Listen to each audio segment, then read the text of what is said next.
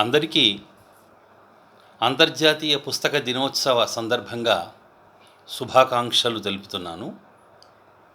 మిత్రులారా, ఈరోజు అంతర్జాతీయ పుస్తక దినోత్సవం. పుస్తకం అనేటువంటిది సాధారణమైనటువంటి మనుష్యులకు హస్తభూషణం.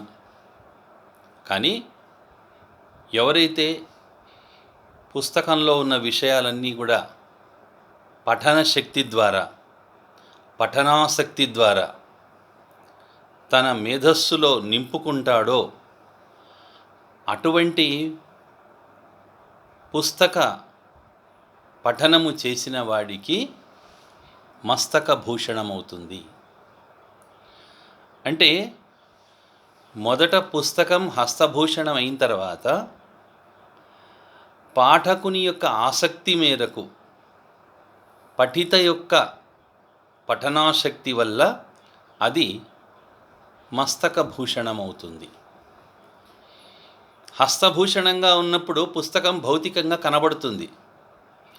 ఎప్పుడైతే ఆ హస్తగతమైన పుస్తకం మస్తకస్థమవుతుందో అప్పుడు ఆ పుస్తకం కనపడదు. పుస్తకంలో ఉండేటువంటి అద్భుతమైనటువంటి సారాంశము అతని మాటల ద్వారా, అతని చేతల ద్వారా సమాజానికి పరిచయం అవుతుంది. మనకు వేదాల నుంచి, పుస్తకము అంటే వేదమే, విద్ అనే ధాతువు నుంచి వేదము అనే వాక్ పుట్టింది. విద్ అంటే తెలియబడినది, వేదం అంటే తెలుపునది. భారతీయ సంస్కృతికి, ప్రపంచ సంస్కృతికి పునాది వేదం. ఇది ఎవరు అంగీకరించినా అంగీకరించకపోయినా మనం శాస్త్రవేత్తలు, మేధావులు అందరూ కూడా అంగీకరించి నిరూపిస్తున్న విషయం, ఇది నిరూపించిన విషయం. అంటే కేవలము పుస్తకము చదువుకోవడానికి మాత్రమే కాదు, పుస్తకము హస్తభూషణమైన తర్వాత ఆ పుస్తకము ఏ విధంగా మనిషి జీవితాన్ని మారుస్తుందో మనకు అనేక సందర్భాల్లో మనకు తెలుస్తుంది. మన జాతిపిత గాంధీజీ జీవితాన్ని పరిశీలిస్తే ఆయన కొన్ని సందర్భాల్లో చిన్న చిన్న దొంగతనాలు చేశాడు, చిన్న చిన్న అబద్ధాలు చెప్పాడు. మరి అటువంటి గాంధీ గారి మనస్సుని మార్చినటువంటిది ఆత్మన్యూనతాభావము, అంటే తనకు తాను తక్కువ అనేటువంటి భావం నుంచి ఆత్మస్థైర్యము, అంటే ఎలాంటి కష్టం వచ్చినా సరే భరించగలిగేటువంటి మనోనిబ్బరము, ఆత్మనిబ్బరము స్థాయికి కలిగినటువంటి వ్యక్తిగా మార్చగలిగింది అంటే రామాయణము. ఆయన చెప్పినటువంటి విషయం ఇది నేను కల్పించింది కాదు. ఒక రామాయణం చదవడం వల్ల ఆయనకు అపారమైనటువంటి ధైర్య సాహసాలు వచ్చాయి. కాబట్టి ఆయన జీవిత పర్యంతము రామనామ శబ్దంతోటే అతడు జీవించాడు. ఏ చీకట్లో అయితే కాలు పెట్టడానికి భయపడేవాడో అటువంటి ఒకానొక మోహన్ దాస్ కరమ్చంద్ గాంధీ ఆంగ్లేయుల్ని బయటికి గెంటేసి మనకు అహింసా పద్ధతిలో స్వతంత్రాన్ని తీసుకురావడంలో తోడ్పడ్డాడు. మనోస్థైర్యము కలిగించినటువంటి పుస్తక పఠనం రామాయణ గ్రంథ పఠనం. కాబట్టి పుస్తక పఠనం వల్ల ఒక వ్యక్తి ఒక జాతికి పితగా కాగలిగినటువంటి, జాతి నిర్మాతగా కలిగినటువంటి ఒక అద్భుతమైన శక్తి ఇచ్చింది అతనికి. కాబట్టి పుస్తక పఠనం గురించి ఎంత చెప్పినా తక్కువే. ఇక మహాభారతం తీసుకుంటే, మహాభారతంలో మనకు అనేక సందర్భాల్లో మనకు ఈ విదురుడికి ధృతరాష్ట్రుడికి జరిగినటువంటి సంభాషణ మనకు కనబడుతుంది. విదురుడు ఎలాంటి వాడంటే ఒక అద్భుతమైనటువంటి లైబ్రరీ లాంటివాడు, మొబైల్ లైబ్రరీ, సంచార గ్రంథాలయం అతను.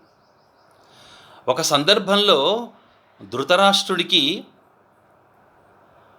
అనుమానం కలిగింది. ఇతను అనేక విషయాలు చెబుతూ ఉన్నాడు. అడిగిన దానికి కాదనకుండా, లేదనకుండా, రాదనకుండా అడిగిన వాటికి చక్కగా సమాధానాలు చెబుతూ ఉంటే ధృతరాష్ట్రుడన్నాడు, తమ్ముడా,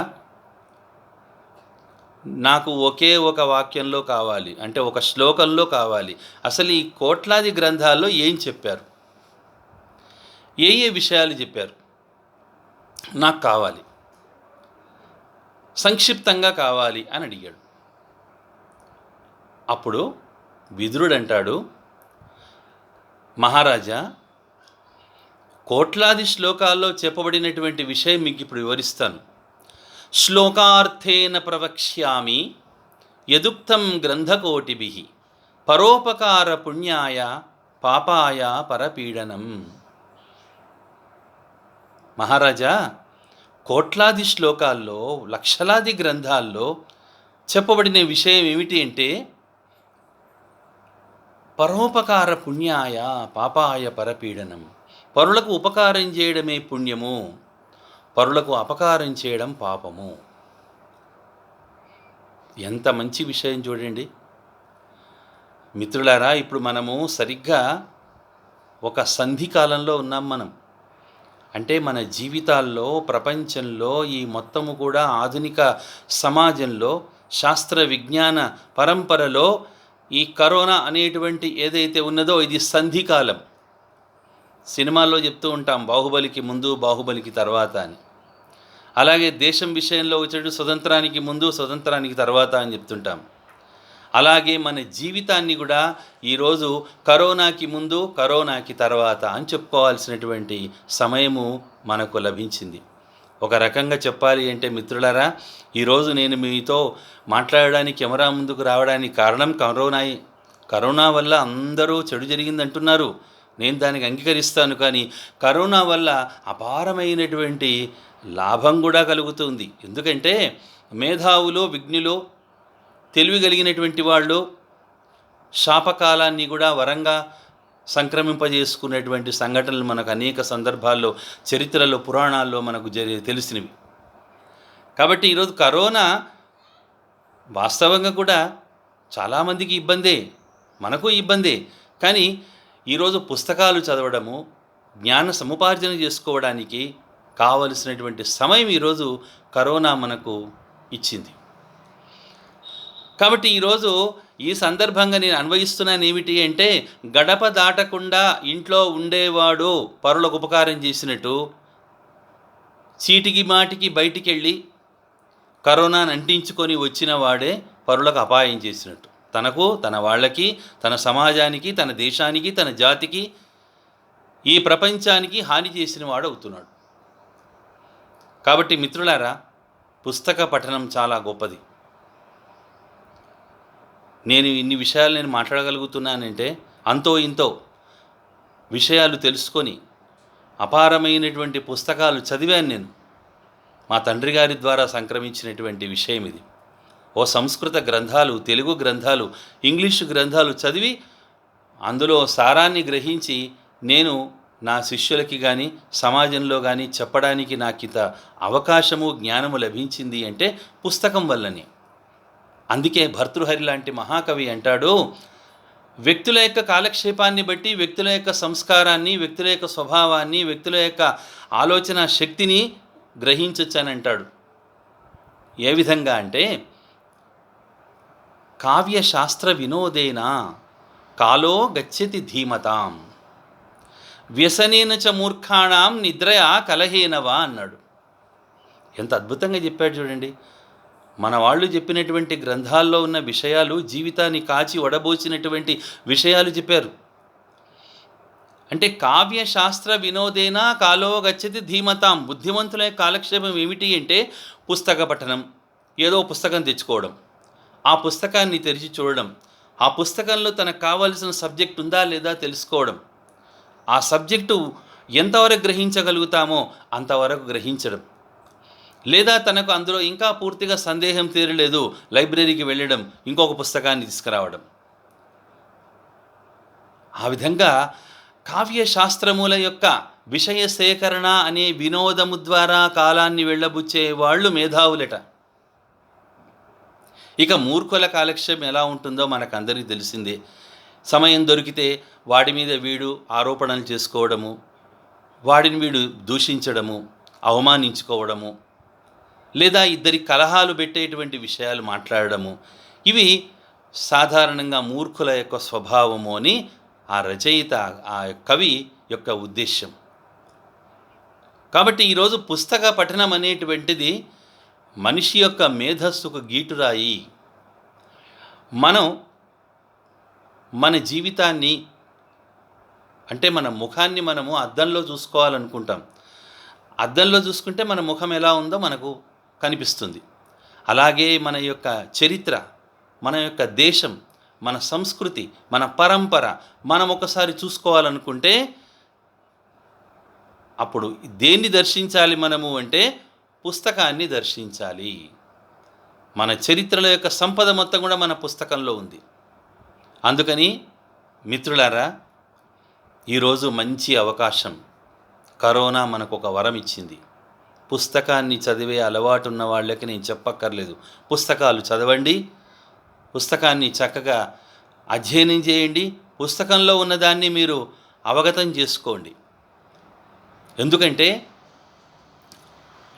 పుస్తకం అనేటువంటిది, పుస్తక పఠనం అనేటువంటిది చీకట్లో దారి తెన్ను తెలియక వెళుతున్నటువంటి వ్యక్తికి ఒక టార్చ్ లైట్ ఏ విధంగా అయితే ఉపయోగపడుతుందో, పుస్తక పఠనము కూడా సమస్యల సుడిగుండంలో చిక్కినటువంటి వారికి ఒక దిక్సూచిలాగా ఉపయోగపడుతుంది, ఒక అద్భుతమైన శక్తిలాగా ఉపయోగపడుతుంది. కాబట్టి పుస్తక పఠనం పెద్దలు పిల్లలకు నేర్పండి, చిన్న చిన్న పుస్తకాలు చెప్పండి. పుస్తక పఠనం ద్వారా మనకు అనేక విషయాలు మనము నేర్చుకున్న వాళ్ళం అవుతాం.